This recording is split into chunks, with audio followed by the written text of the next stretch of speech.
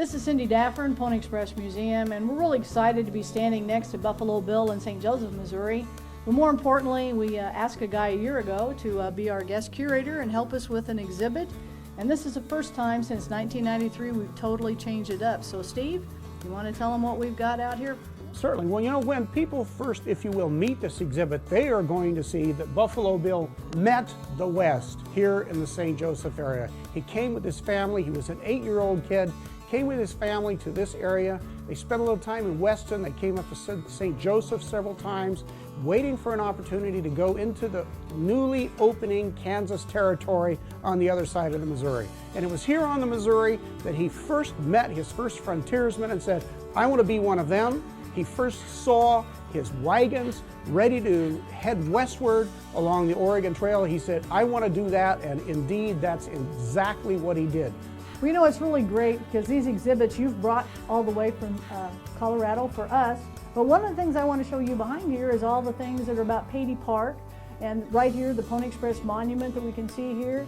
But as you can see, the Dar women have a great a part in playing this because they erected the monument in 1913. But when did Buffalo Bill come back? He came back in 1914. Well, yeah, and I like this piece a lot because it not only does the case very nicely highlight it, but this is a cool piece.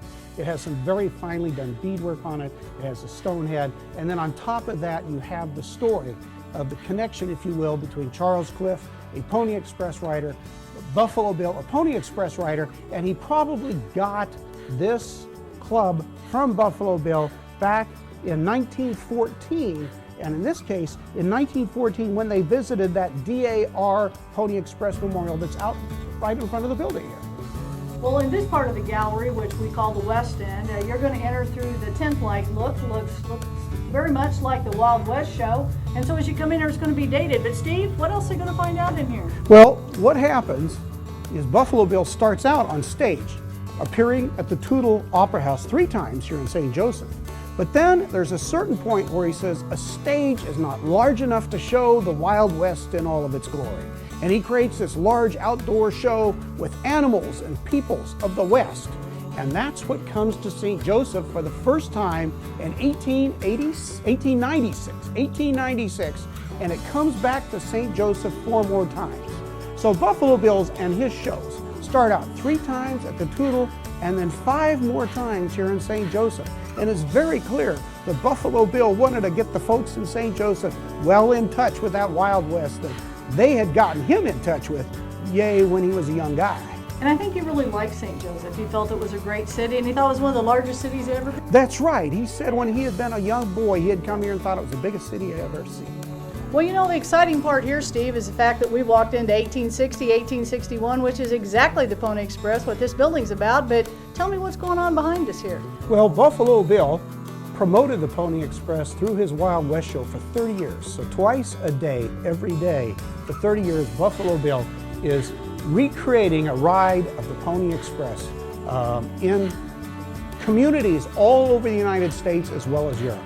And again, that helps add to the legend not only of Buffalo Bill, but certainly of the Pony Express.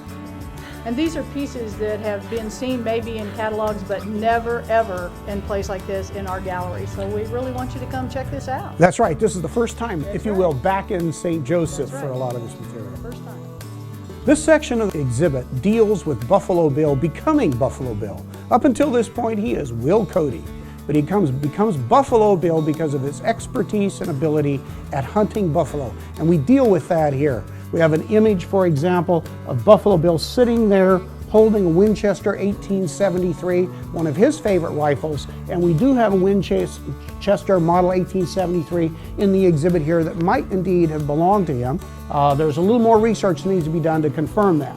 2 other important pieces here. We have the New York Weekly. That was the very first dime novel article written about Buffalo Bill in 1869. There's an image of him, rather imaginative, on the front, but it kind of catapulted him to the fame that he would use to build his show business career. And then finally, up here in this corner, we have a newspaper that was published right here in St. Joseph in the early part of the 20th century, and it was published on behalf of and by veterans of the Indian Wars.